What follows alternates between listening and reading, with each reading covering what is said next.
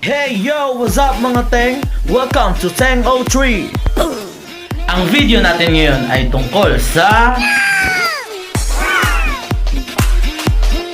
Oops! Bago natin simulan ang ating video, please subscribe, like and share, and don't forget to ring the bell para lagi ka updated sa aking mga videos. Malinaw! Ilabas ang tools! Buksan!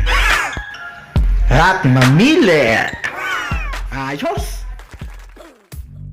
Let's go! Okay, short review tayo para sa Velipan V3 version ng Yamaha Sniper 150. Ngayon, ano ba yung mga kailangan natin pagka magkakabit tayo ng ganito? Meron tayong dalawang mahabang bolts. Ang haba ay 5mm. 5mm ang haba. Kasi pagka kinabit to, hindi aabot pag tayong stock ang gamit. Kaya kailangan ng mas mahaba. Dalawa. Magkabilaan. 5mm. Then, isang mga maiksi lang to. 3mm. 3mm na tornilyo. Ito naman para saan? Dito, para sa pinaka dulo. Ayan, may butas. Ayan, dyan yan. Tingnan natin kung gaano ba kahaba yung nakuha ko na belly pan. Kung ito kasi gusto ko maangas. Ito yung style. 23 inches yung isa. Ito yung sa kanan. Pero naman sa kaliwa 20. Hindi sila pantay. 20. Bali itong version po na ito ay pang naka rear set. Ayan. Naka RCB rear set kasi ko Ayan, okay, thank you. Tapit na natin.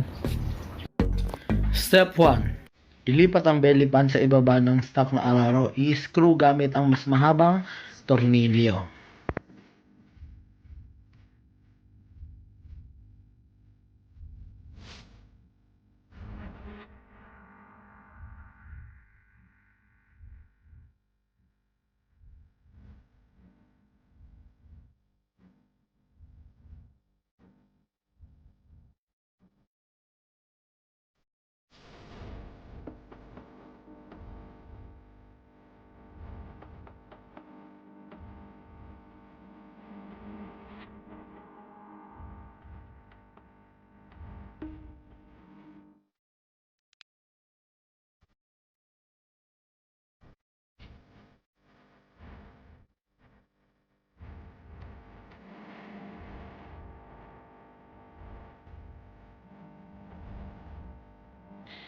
Step 2, ulitin lang ang ginawa sa kabilang side.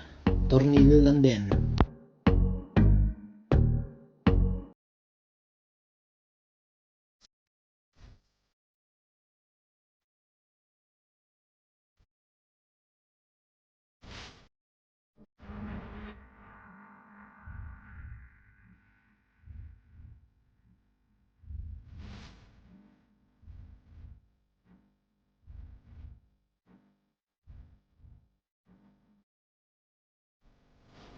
Step 3, palubangin ang butas. Diyan tayo magaling.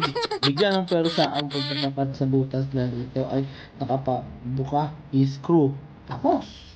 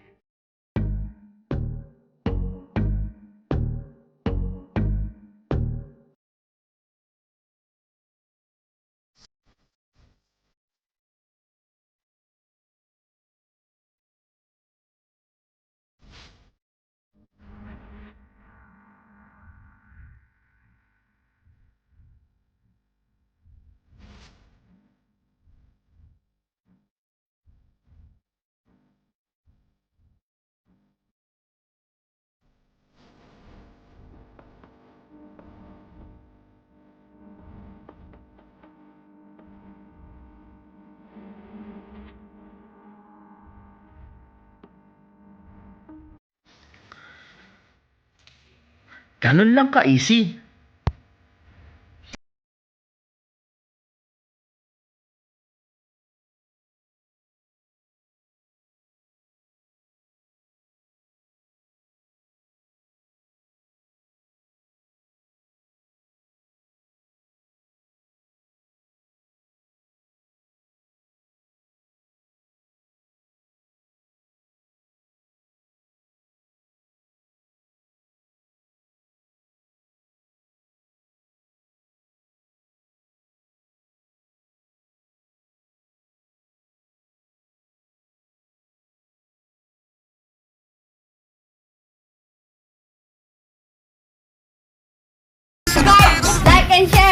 don't forget to hit the bell para lagi kayo